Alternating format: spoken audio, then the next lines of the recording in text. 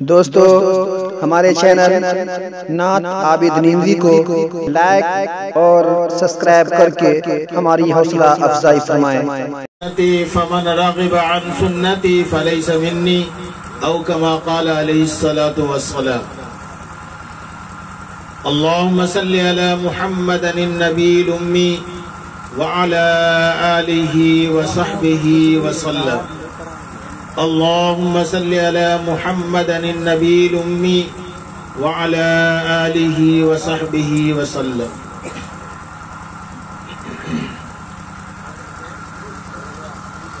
Stage پہ تشریف فرما حضرات علماء کرام، ائمہ مساجد اور اڑوس پڑوس سے آئے ہوئے مہمانان کرام، میرے بزرگوں، دوستوں، عزیز بچوں، پردہ نشین خواتین، اسلامی ماں اور بہنیں، یہ محفل شادی کی تقریب کے مناسبت سے انعقاد پذیر ہے۔ ظاہر سی بات ہے کہ عید کے موقع پہ اگر کوئی مولوی بقرعید کا خطبہ پڑھ دے یا بقرعید کے موقع پہ عید کا خطبہ پڑھ دے تو لوگ کہیں گے کہ یہ بڑا ناقص مولوی ہے، موقع عید کا ہے خطبہ بقرعید کا پڑھتا ہے، موقع بقرعید کا ہے خطبہ عید کا پڑھتا ہے۔ تو اس وقت جو موقع ہے اس کی مناسبت سے دو چند باتیں آپ حضرات کے سامنے عرض کرنی ہے۔ اللہ سے دعا ہے کہ اللہ تبارک و تعالی ہمیں صحیح ڈھنگ سے کہنے کی توفیق عطا فرمائے، آپ تمامی حضرات کو سننے اور اس کے اوپر عمل کرنے کی توفیق عطا فرمائے۔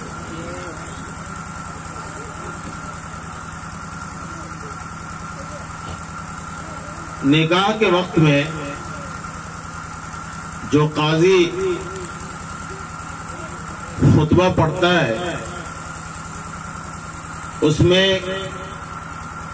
چند قرآن آیات کی بھی تلاوت کی جاتی ہے۔ عوام الناس چونکہ عربی سے ناواقف ہیں، ان بیچارے کو یہ پتہ نہیں ہوتا کہ آیا قاضی خطبے میں کہہ کیا رہا ہے، ہم سے کیا پیغام دے رہا ہے، یہ عوام الناس کو پتہ نہیں چلتا۔ اور ہمارے یہاں عام طور پہ الا ماشاء اللہ عام طور پہ حضرات علماء کرام کو بھی ان چند آیات جو پڑھے جاتے ہیں کم از کم اس کا ترجمہ ہی کر دیا جاتا۔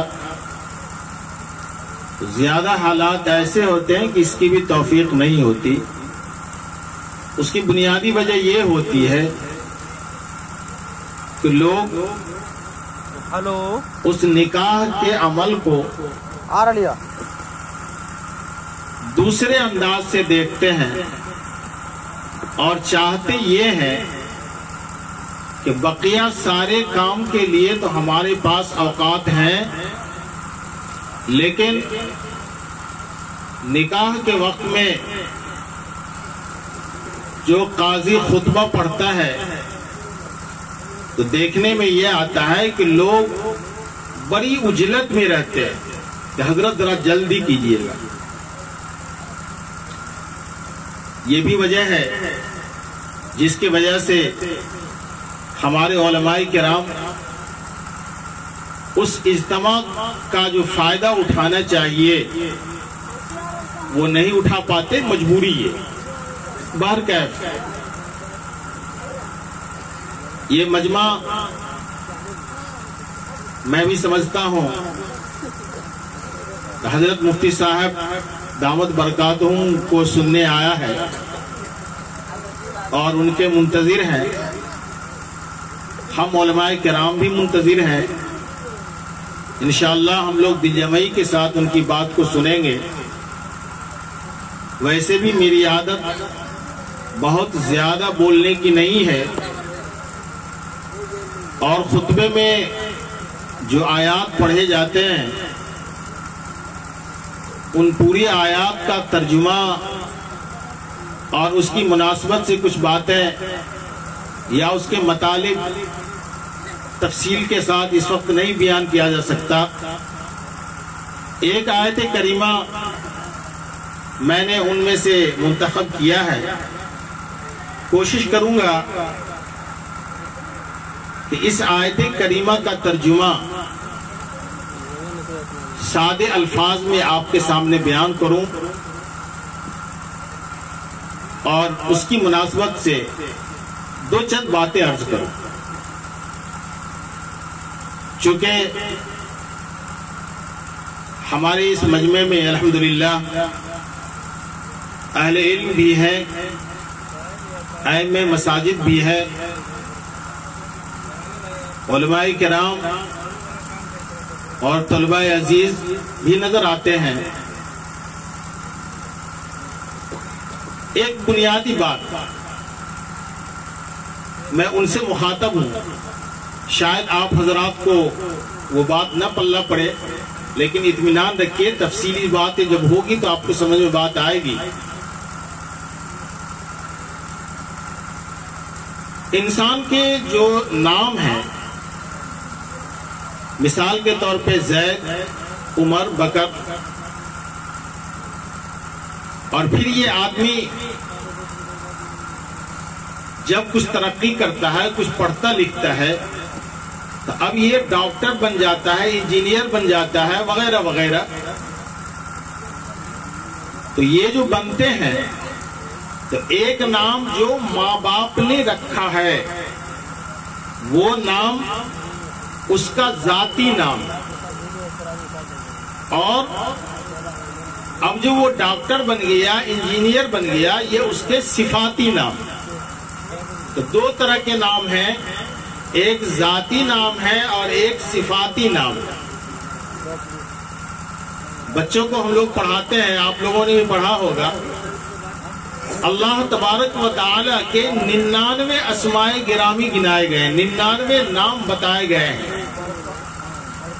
رحمان، رحیم، ستار، غفار، رزاق، وہاب وغیرہ وغیرہ. تو اللہ تبارک و تعالی کا بھی ایک نام ہے جو اللہ کا ذاتی نام ہے، اور بقیہ جو اسماء گرامی گنائے گئے، بتائے گئے ہیں، وہ اللہ تبارک و تعالی کے صفاتی نام. اللہ کا ذاتی نام لفظ اللہ ہے، اور رحمان، رحیم، ستار، غفار، یہ جو اسماء گنائے گئے ہیں یہ سب اللہ تبارک و تعالی کے صفاتی نام ہیں. اسی طرح سے ہمارے نبی جناب محمد رسول اللہ صلی اللہ علیہ وسلم کا بھی اسم مبارک جو ذاتی ہے وہ یا تو محمد ہے یا تو احمد ہے. اور اس دو نام کے علاوہ چھوٹی چھوٹی کتابوں میں بھی ہم لوگوں نے پڑھا ہے کہ ڈھیر سارے اسماء گرامی گنائے گئے ہیں، وہ سارے کے سارے اسماء صفاتی ہیں، ذاتی نام نہیں ہے. یہ تمہید میں اس لیے کہہ رہا ہوں، آپ کو بتا رہا ہوں کہ قرآن کریم اگر آپ پڑھیے تو آپ کو یہ باتیں سب سمجھ میں آئے گی. قرآن میں ایک جگہ اللہ نے فرمایا اطیعوا اللہ واطیعوا الرسول الی آخر الآیہ. اللہ تبارک و تعالی اپنی فرما برداری کی نسبت، طاعت و فرما برداری کی نسبت جب اپنی طرف کیا ہے تو اللہ تبارک و تعالیٰ جو نام لائے ہیں وہ ذاتی نام لائے ہیں، اللہ، اطیع اللہ. اور جب اسی طاعت و فرما برداری کی نسبت اللہ تبارک و تعالیٰ نے اپنے رسول کی طرف، اپنے نبی کی طرف، پیغمبر کی طرف کیا ہے تو ذاتی نام نہیں لائے، صفاتی نام لائے. اطیع محمد نہیں کہا ہے بلکہ اطیع الرسول کہا ہے. یہ رسول صفاتی نام. حکمت یہ ہے کہ ذاتی اعتبار سے کسی کی طاعت و فرما برداری کرنی ہے، کسی کی پیروی کرنی ہے، کسی کی بات کو ماننا ہے، وہ صرف اللہ تبارک و تعالی کی ذات ہے. اور اللہ کے علاوہ جو مخلوق ہیں ان کی بات اگر ہم مانتے ہیں تو ان کی بات مانتے ہیں ان کے صفات کی وجہ سے. ذات کوئی معنی نہیں رکھتا. ان کے اندر جو صفات ہیں ان صفات کی وجہ سے اس کی اہمیت، اس کا درجہ، اس کا مرتبہ، اس کے پیچھے چلنا ان کے صفات کی وجہ سے ہے. امام کے پیچھے نماز پڑھتے ہیں، رکوع میں امام صاحب گئے تو رکوع میں، سجدہ میں گئے تو سجدہ میں. اس وجہ سے نہیں یہ فلانے صاحب ہیں اس لیے رکوع کر رہے ہیں، سجدہ کر رہے ہیں. اس لیے کہ ان کی صفت لگ گئی امامت کے ساتھ، وہ امام بن گئے. اب جب امام بن گئے تو ہم ان کے پیچھے پیچھے ان کی اتباع کیے چلے جا رہے ہیں. تو پتہ یہ چلا کہ انسان کی جو قدر و قیمت ہے وہ ذات کی وجہ سے نہیں ہے، وہ صفات کی وجہ سے ہے. معاف کیجئے گا کہیں سمجھنے میں ایسا نہ سمجھ لیجئے کہ ذات برادری والا ذات برادری نہیں. پہلے میں نے تفصیل بتا دیا ہے. وہ پرسنل جو آدمی ہے اس کی وجہ سے کوئی اہمیت نہیں ہے، بلکہ اہمیت کس وجہ سے ہے، اس کے اندر کیا صفات پیدا ہو گئے، کیا کمال پیدا ہو گئے. اور جب صفات اور کمال پیدا ہوں گے تو اس کی اہمیت ہوتی ہے، اس کا درجہ ہوتا ہے، اس کا مرتبہ ہوتا ہے. آج بھائی میرے ہمارا یہ معاشرہ اپنے اندر صفات نہیں پیدا کرتا، اپنے اندر کمال نہیں پیدا کرتا. مومن ہے، مسلم ہے، کلمہ پڑھنے والا آدمی ہے، لیکن مسلم کی یہ اپنے اندر صفت نہیں پیدا کرتا ہے. روزانہ مسجد سے 5 مرتبہ اللہ کا منادی آواز دیتا ہے، حی علی الصلاۃ، حی علی الفلاح. آ جاؤ نماز کے لیے، آ جاؤ، کامیابی یہاں ہے، ادھر آ جاؤ. لیکن یہ ایمان والا ہے کہ یہ اپنے اندر یہ صفت پیدا کرنا نہیں چاہتا ہے کہ جب اللہ کا منادی آواز لگایا تو ہم لبیک کہنے والے ہو جائیں، ہم حاضر ہونے والے ہو جائیں. مسجد بن جاتی ہے، بڑی بڑی آبادی ہوتی ہے، لیکن لگتا ایسا ہے کہ لوگ امام کو ذمہ دے کے چھوڑ دیا کہ آپ آذان دو اور نماز پڑھ لو. ہم گاؤں والے کو نماز پڑھنے کی ضرورت نہیں ہے. یہ بھائی میرے ہمارے اندر اسلام کی صفت ہمارے اندر یہ نہیں ہے، یہ مسلم کی صفت نہیں ہے. اور تعجب ہے، آپ اگر کسی نوکر کو رکھیے اور اس کو کہیے کہ ایک گلاس پانی لے کے آؤ، آپ کی بات سنی انسنی کر دے. دوبارہ کہیے کہ ارے بابو پانی لے کے آؤ ایک گلاس، پھر بھی پانی لائے، تو آپ کیا کریں گے؟ گوشمالی کریں گے اور کہیں گے کہ بدتمیز، میں نے تم کو ملازمت میں رکھا اور تم پانی نہیں لاتا، چلو بھاگو. آپ اپنے دربار سے بھگا دیجئے گا. اللہ تبارک و تعالی ہم اقرار کرتے ہیں کہ ہم اللہ کے بندے ہیں، اور اللہ 5 مرتبہ ندا کرواتا ہے، منادی کرواتا ہے 5 مرتبہ کہ اے ایمان والو مسجد آ جاؤ. ایک مرتبہ کہا نہیں گئے، دوبارہ کہا نہیں گئے، ہر دن میں 5 مرتبہ اللہ کا منادی پکارتا ہے، آپ مسجد نہیں جاتے ہو، اندازہ لگاؤ کہ یہ ہمارے اندر کیا صفت پیدا ہو رہی ہے، کیا ہو رہا ہے ہمارے اندر، ہم کہاں کھڑے ہیں۔ اور میں آپ کو بتاؤں، ایک مرتبہ بھی اگر مؤذن کہہ دیتا حی علی الصلاۃ، نماز کے لیے آ جاؤ، تو کافی تھا، حی علی الفلاح ایک مرتبہ کہہ دیتا تو بھی کافی تھا، لیکن جانتے ہیں مؤذن کیا مرتبہ کہتا ہے؟ 2 مرتبہ کہتا ہے، حی علی الصلاح بھی 2 مرتبہ کہتا ہے، حی علی الفلاح بھی 2 مرتبہ کہتا ہے۔ بڑی حکمت ہے۔ دراصل ایک مرتبہ جب حی علی الفلاح کہتا ہے تو یہ منادی اللہ کی طرف سے ضمانت کا اعلان کرتا ہے کہ بندے، اللہ ذمہ دار ہے تمہاری کامیابی کا، اللہ ذمہ لیتا ہے تمہاری کامیابی کا، تم مسجد آ جاؤ۔ اور جب مؤذن دوبارہ کرتا ہے، دوبارہ پکارتا ہے حی علی الفلاح، تو اس کا مطلب یہ ہوتا ہے کہ نبی پاک صلی اللہ تعالی علیہ وسلم کی طرف سے وہ ذمہ لیا جاتا ہے کہ دیکھو اللہ بھی ذمہ دار ہے، اللہ بھی ذمہ لے رہے ہیں تمہاری کامیابی کا، اور اللہ کے رسول بھی ذمہ لے رہے ہیں تمہاری کامیابی کا۔ لیکن یہ ایمان والا اپنے کاموں میں، اپنی ضروریات میں لگا ہوا ہے، نہ تو اس کو اللہ کا ذمہ پسند ہے، نہ تو اللہ کے رسول کا ذمہ پسند ہے، اور ہم کو تو ایسا لگتا ہے کہ نہ تو اللہ کے ذمے کے اوپر اس کو یقین آتا ہے، نہ اللہ کے رسول کے ذمہ داری کے اوپر اس کو یقین آتا ہے، کوئی ذمہ پہ اس کو یقین نہیں آ رہا۔ یہ ہے ہمارے حالات، ہمارے اندر یہ صفات جو اس وقت پیدا ہو رہے ہیں، یہ مسلم کی صفت قطعاً نہیں ہے۔ نبی پاک صلی اللہ علیہ وسلم کے دور میں مسلمان کو تو چھوڑیے، منافق کو بھی اس بات کی ہمت نہیں تھی کہ وہ جماعت کی نماز کو چھوڑ دے، جماعت کی نماز کو چھوڑ دے، یہ منافق کی ہمت نہیں تھی۔ اور آج تو ایمان والا ہے، کلمہ والا ہے، اور لگتا ہے کہ اس کے اوپر نماز فرض ہے ہی نہیں۔ بات کہیں اور چلی جا رہی ہے۔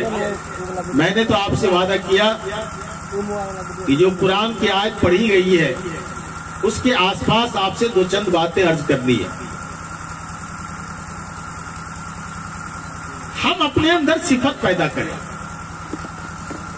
یہ جو قرآن کریم کی تلاوت کی جاتی ہے نکاح کے خطبے میں، جو ایک آیت میں نے آپ کے سامنے پڑھی ہے، اللہ کیا کہتا ہے سنیے، یا ایھا الذین آمنوا اتقوا اللہ وقولوا قولا سدیدا۔ قربان جائیے، اللہ رب العزت اس آیت کریمہ میں بندوں سے ایک طرح سے عہد کرتا ہے کہ بندے تم 3 کام کر کے آؤ، میں بھی تمہارا 3 کام کر دوں گا۔ پوری اس آیت کا جو خلاصہ ہے وہ خلاصہ یہ ہے کہ بندے کو اللہ مخاطب کر کے کہتا ہے کہ اے ایمان والو، 3 کام کر کے تم آؤ، میں بھی تمہارا 3 کام کر دوں گا۔ آپ کو کیا 3 کام کرنا ہے اور اللہ آپ کا کیا 3 کام کرے گا، بس یہی بتانا ہے آپ کو۔ سب سے پہلے اللہ کہتا ہے ایمان لے کر کے آؤ، تمہارے اندر ایمان ہو، اللہ کی وحدانیت، نبی کی رسالت کا اقرار ہو، تمہارے اندر ایمان ہو، اور اس کے بعد تمہارے اندر تقوی ہو۔ ایمان لے کر کے آؤ اور تقوی لے کر کے آؤ، اللہ کا خوف، اللہ کا ڈر۔ اور میں آپ کو بتاؤں، جو خطبے میں 3 آیات تلاوت کی جاتی ہیں ان میں ایک بات تو مشترک ہے، 3 آیات کے اندر اللہ اپنا خوف دلاتا ہے، اللہ اپنا ڈر دلاتا ہے کہ لوگوں اللہ سے ڈرو۔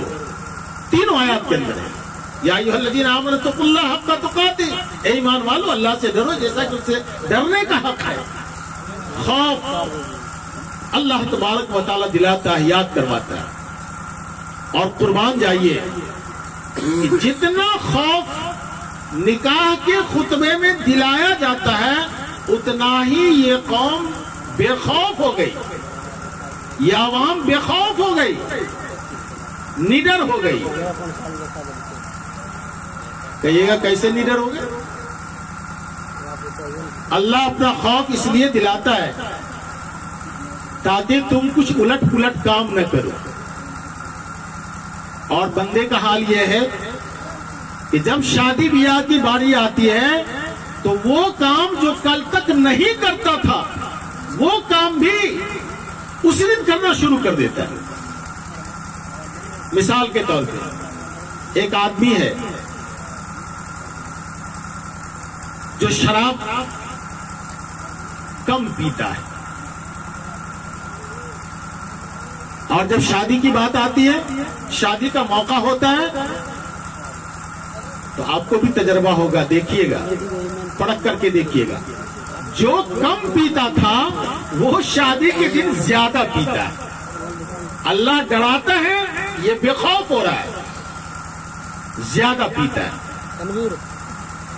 اور شادی کے موقع پہ طرح طرح کی بدعات، طرح طرح کے رسم و رواج، پتہ نہیں کہاں کہاں سے ڈھو ڈھو کے لوگ لے کے چلے آ رہے ہیں۔ علماء کرام سے پوچھنے کی ضرورت نہیں ہے، ائمہ کرام سے پوچھنے کی ضرورت نہیں ہے، معلومات کرنے کی ضرورت نہیں ہے، جو جی میں آتا ہے وہ کرتا چلا جاتا ہے۔ ایسے وقت میں ہم تو نہیں جانتے آپ کے یہاں کیا ہوتا ہے، لیکن عام حالات جو دیکھنے کو ملتی ہے، ایسے موقع پہ ایک بات اور بہت عجب سی لگتی ہے۔ یہ ہمارے گھر کی جو عورتیں ہیں،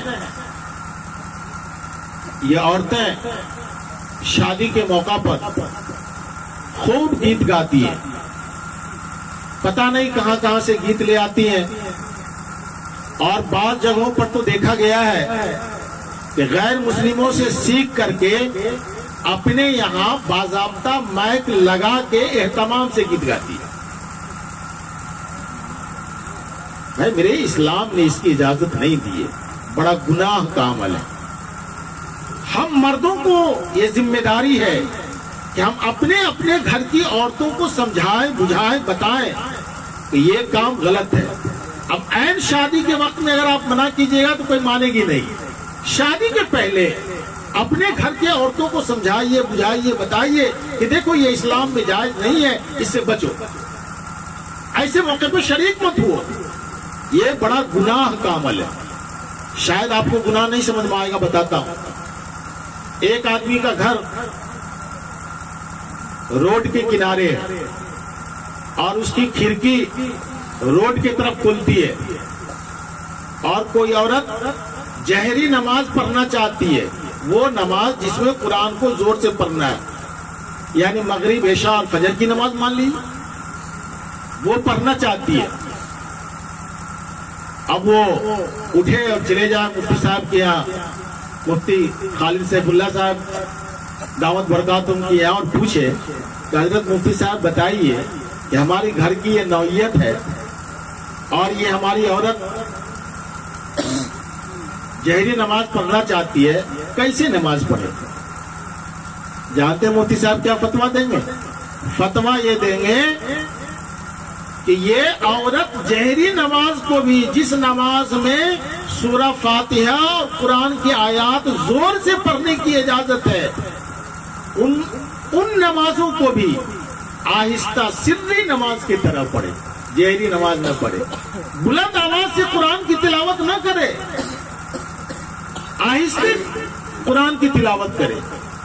بھائی میرے بتاؤ کہ جو شریعت، جو اسلام اس بات کی اجازت نہیں دے رہی ہے، جو شریعت کہ نماز میں قرآن کو زور سے پڑھا جائے، اس کی ممانعت ہے، تو پھر کس عورت کو، کس مسئلے نے، کس مولوی نے اجازت دے دیا کہ وہ مائک لگا کر کے اور گیت گائے، گانا گائے، دوسرے کو سنائے؟ بھائی میرے یہ بڑا خراب عمل ہے۔ شادی بیاہ کے موقع پہ یہ ایک عمل ہے، اس سے اجتناب کرنے کی جو کوشش ہو، جو صورت آپ سے بن پڑے اس صورت کو اختیار کیجئے اور اس کو روکیے۔ یہ اسلام کے خلاف ہے، اسلام کی صفت کے خلاف ہے۔ اور ایک بات اور بتاؤں، شادی کے موقع پہ عام حالات یہ ہوتے ہیں کہ لوگ بڑے فضول خرچی کرتے ہیں۔ ایک صاحب بہت زیادہ خرچ کر رہے تھے، ان سے بات کی گئی، انہوں نے کہا کہ حضرت کیا بات کرتے ہیں، ارے شادی کا موقع ہے اور کوئی ہم ناجائز ڈھنگ سے پیسہ تو لائے نہیں ہے، جائز ڈھنگ سے پیسہ کا جائز ڈھنگ سے ہم نے پیسہ حاصل کیا ہے اور اس کو خرچ کرنے، اس میں کیا گناہ کی بات ہے؟ میں نے ان سے کہا کہ ناجائز ڈھنگ سے اگر لاتے ہیں اور ناجائز ڈھنگ سے خرچ کرتے ہیں یہ تو ڈبل گناہ ہے۔ جائز ڈھنگ سے پیسہ آپ حاصل کرتے ہیں اور ناجائز طریقے سے خرچ کرتے ہیں، یہ اللہ کے یہاں جواب دینا پڑے گا۔ کل قیامت میں بہت سارے سوالات ہوں گے، ان میں سے یہ ایک سوال بھی اہم ہوگا کہ تم نے مال کہاں سے کمایا اور کہاں خرچ کیا، دونوں جواب دینا پڑے گا۔ تو شادی کے موقع پہ اگر کوئی آدمی فضول خرچی کرتا ہے، عام حالات تو یہی ہے کہ فضول خرچیاں ہوتی ہے، فضول خرچی کرتا ہے تو یہ عمل اللہ کو بڑا ناپسند ہے، بہت ناپسند ہے۔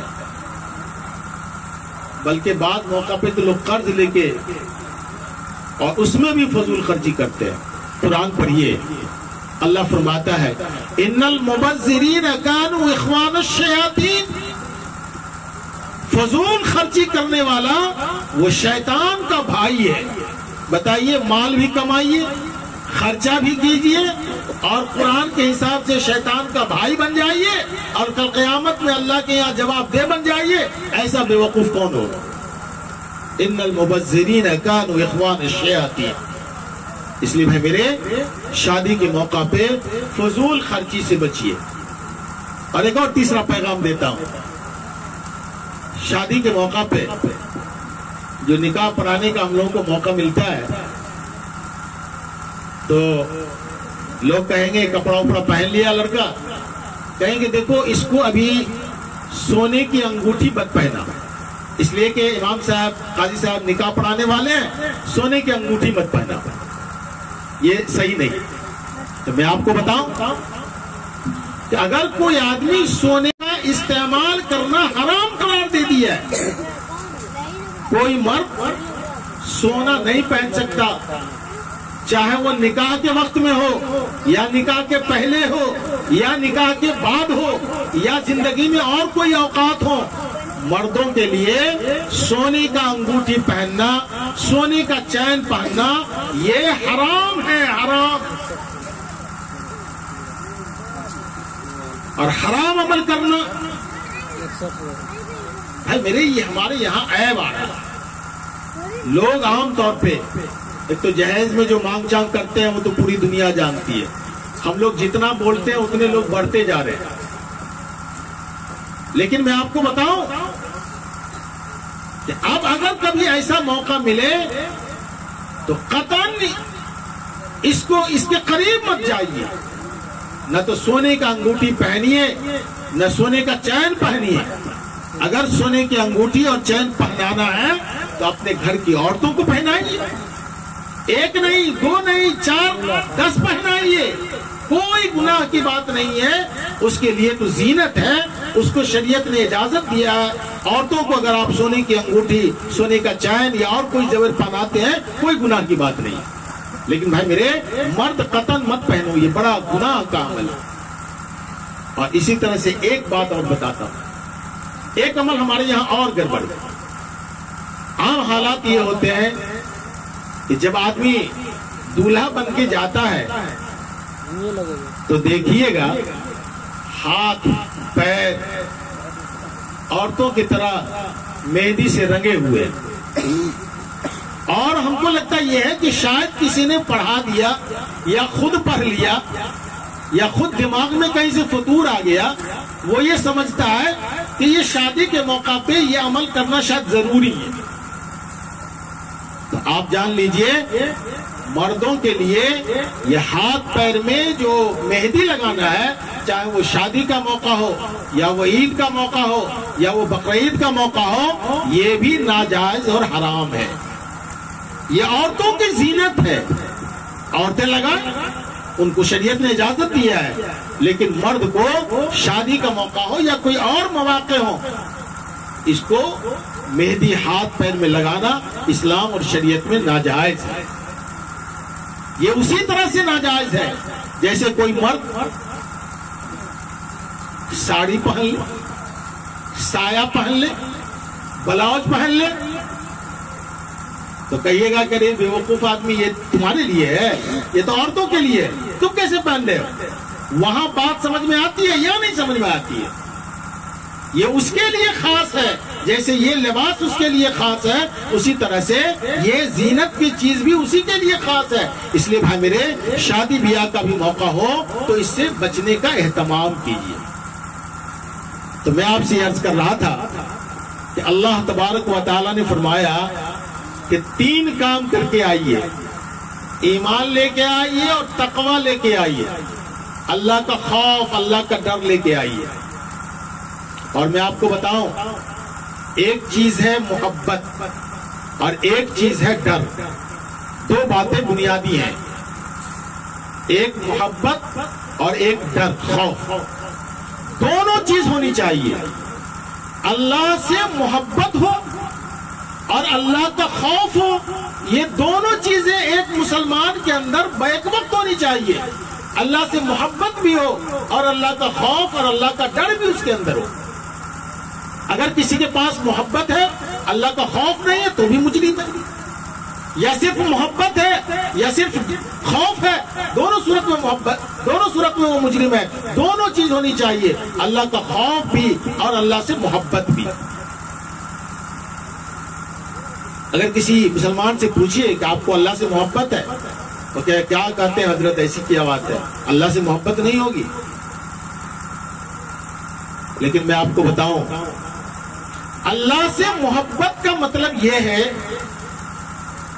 کہ محبوب جو کہے اس کو کر گزرنے میں کوئی دریغ نہیں ہے، کوئی دیری نہیں ہے۔ مثال میں دیا کرتا ہوں، اگر کسی کی بیوی یہ کہہ دے کہ آپ بازار جا رہے ہیں، جی 1 کلو سیب لے کے آئیے گا، تو جانتے ہیں شوہر کیا کرے گا؟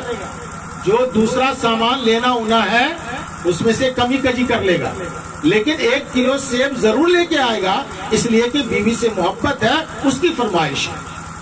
پتہ یہ چلا کہ جب محبت کسی سے ہوگی تو جو وہ کہے اس کو کر گزرنا آسان ہوگا۔ اگر آپ کو اللہ سے محبت ہے تو اللہ تبارک و تعالیٰ نے جو کرنے کا حکم دیا ہے اس کے کرنے میں کوئی دقت پریشانی نہیں ہوگی۔ نماز پڑھنے میں، روزہ رکھنے میں، حج زکوٰۃ میں وغیرہ وغیرہ میں جو کرنے کا حکم دیا ہے اللہ تبارک و تعالیٰ، اس کے کرنے میں ہمیں کوئی دقت اور پریشانی نہیں ہوگی۔ اور اگر ہم کو دقت ہو رہی ہے تو اس کا مطلب ہے کہ اللہ سے محبت نہیں ہے۔ کوئی اگر دعویٰ کرتا ہے تو وہ جھوٹا ہے۔ اسی طرح سے اللہ کا خوف دل میں ہونا چاہیے۔ خوف کیسے پتا چلے گا کہ ہمارے دل میں ہے؟ کسی مسلمان سے پوچھئے کہ تم کو اللہ کا خوف ہے، ڈر ہے؟ کیا بات کریں، اللہ سے بہت ڈرتے ہیں، ہم بہت ڈرتے ہیں اللہ سے۔ ڈر کا مطلب یہ ہے کہ اتنا ڈر ضروری ہے کہ جو جن چیزوں سے اللہ نے منع فرمایا ہے آدمی ان چیزوں سے بچ جائے، اس کا نام ڈر ہے۔ اگر اللہ کا ڈر ہوگا تو جو ممنوعات ہیں، مکروہات ہیں، جس کو ممنوع قرار دیا ہے شریعت نے، تمام ممنوعات اور منکرات سے آدمی بچے گا، اس کا مطلب ہے کہ اللہ کا خوف دل میں ہے۔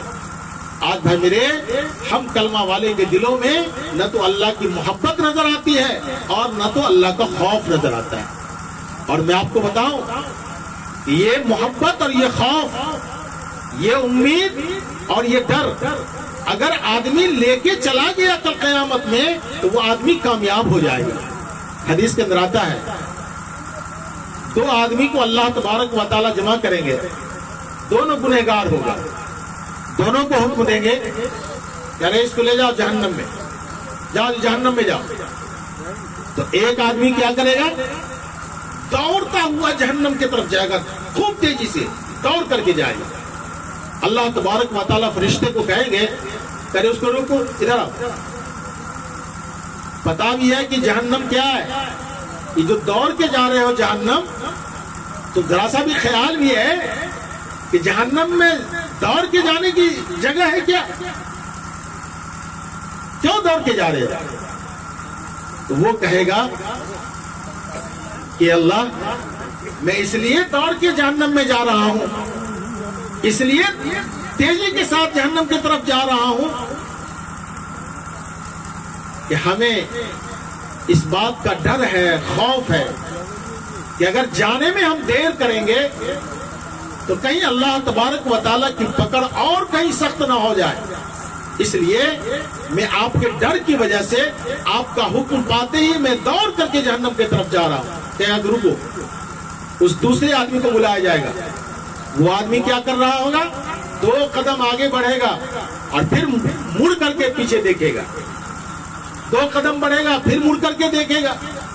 اللہ اس کو بھی بلائیں گے اور کہیں گے کہ اچھا دنیا میں تو تم نے نافرمانی کی اور آخرت میں بھی چاہتا ہے کہ دائیں بائیں کر کے بھاگ جائے.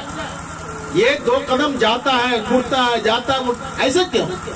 تو وہ جواب دے گا، وہ جہنمی جواب دے گا کہ میں اس لیے 2 قدم چلتا ہوں اور پیچھے مڑ کے آتا ہوں کہ دیکھتا ہوں کہ کہیں اللہ تبارک و تعالیٰ ہماری گناہوں کو معاف تو نہیں کر دیا، معافی کا اعلان تو نہیں ہو گیا. اس امید سے میں مڑ کر کے دیکھتا ہوں. اللہ تبارک و تعالیٰ فرشتوں کو حکم دیں گے اسے جہنم میں نہیں بلکہ اس دونوں کو جنت میں لے جاؤ اور اس دونوں کو جنت میں داخل کر دو. وجہ کیا ہوئی؟ ایک کے اندر اللہ کا خوف ہے اور ایک کے اندر اللہ سے امید ہے. دلوں کے اندر اللہ کا خوف بھی پیدا کیجئے اور اللہ سے امید بھی وابستہ رکھیے. اور جب یہ دونوں چیزیں ہوں گی تو کل قیامت میں بڑی آسانی ہوگی. بارکاہ میں نے ترجمہ کا وعدہ کیا ہے تو قرآن میں اللہ نے فرمایا یا ایھا الذین آمنوا اتقوا اللہ، اے ایمان والو اللہ سے ڈرو.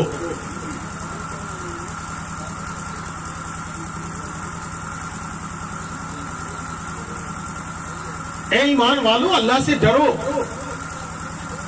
تو ہمیں ڈرنا ہے، اللہ تبارک و تعالیٰ سے خوف کرنا ہے. اور تیسرا حکم اللہ نے دیا ہے کہ جب تم بولو تو سچ بولو. ایمان لے کے آؤ، گن لیجئے، یاد کر لیجئے. جلسے جلوس میں تو بڑی لمبی باتیں ہوتی ہے، عوام کو پوری بات یاد نہیں رہتی ہے. حضرات مولانا لوگ تو کہہ کے نکل جاتے ہیں، آپ کو یاد نہیں رہتا ہے. میں گنا ہی دیتا ہوں صرف کہ 3 کام جو آپ کے ذمے کرنے کا ہے. وہ ایک کام ہے کہ آپ ایمان لے کے جائیں، تقوی لے کے جائیں اور سچ بولنے کی عادت لے کے جائیں. اس آیت کریمہ میں یہی مطالبہ کیا گیا یا ایھا الذین آمنوا اتقوا اللہ وقولوا قولا سدیدا. سچ بولنے کی عادت، جب بولیں تو ہم سچ بولیں، یہ عادت ہمارے اندر ہو. یہ 3 کام کر کے آپ جائیں تو جانتے ہیں اللہ تبارک و تعالیٰ بھی آپ کا 3 کام کرے گا. اسی آیت کریمہ کے اندر اللہ فرماتا ہے 3 کام کیا کرے گا؟ 3 کام اللہ کیا کرے گا؟ آگے قرآن کہتا ہے یصلح لکم اعمالکم. جب تم 3 کام کر کے آؤ گے نا تو میں بھی تمہارا 3 کام کروں گا. اور سب سے پہلا کام یہ کروں گا کہ ہم تمہارے اعمال کی اصلاح کر دوں گا. ہم تمہارے اعمال کو درست کر دیں گے، ہم تمہارے اعمال کی اصلاح کر دیں گے. آج جتنی بھی کوششیں ہو رہی ہے، یہ تبلیغی جماعت کا پھرنا، یہ اکابرین کا آنا جانا، یہ علماء کرام کا خطاب کرنا، یہ سب ہمارے اصلاح کی فکریں ہیں. یہ خانقاہوں کا وجود میں آنا، بزرگوں کی جو بزرگ جو ہمیں تعلیم دیتے ہیں ان کے سارے کا مقصد جو ہے وہ یہی ہے کہ ہماری اصلاح ہو جائے. یہ ساری فکریں ہماری اصلاح کی ہوتی ہے. تو اللہ تبارک و تعالیٰ کہتا ہے کہ یہ 3 کام کر کے جب تم آؤ گے تو میں بھی تمہارا 3 کام کروں گا. اس میں سے پہلا کام کروں گا کہ ہم تمہاری اصلاح کر دیں گے. یصلح لکم اعمالکم. اور دوسرا کام کیا کریں گے؟ وَيَغْفِرْ لَكُمْ ذُنُوبَكُمْ. اور اصلاح کے بعد بھی کچھ کمی کجی رہ جائے گی تو ہم تمہارے گناہوں کو معاف کر دیں گے. اللہ تبارک و تعالیٰ معاف کر دے گا. اور آگے قرآن کہتا ہے وَمَن يُطِعِ اللَّهَ وَرَسُولَهُ فَقَدْ فَازَ فَوْزًا عَظِيمًا. تیسرا کام اللہ کہتا ہے کہ میں یہ کروں گا کہ بہت بڑی کامیابی عطا کر دوں گا. اور بہت بڑی کامیابی سے مراد کیا ہے؟ جنت میں انسان کو اللہ داخل کر دے گا. تو پھر میرے 3 کام آپ کر کے جانے کا عزم کر لیجئے. ایمان لے کے جائیے, تقوی لے کے جائیے, سچ بولنے کی عادت پکڑ کے جائیے. اللہ آپ کی اصلاح کا وعدہ کرتا ہے, اللہ آپ کی مغفرت کا وعدہ کرتا ہے, اور اللہ آپ کو جنت میں داخل کرنے کا وعدہ کرتا ہے. اللہ تبارک و تعالی ہمیں اور آپ کو اس کہنے سننے سے زیادہ عمل کی توفیق عطا فرمائے. اللہم آمین ثم آمین برحمتک.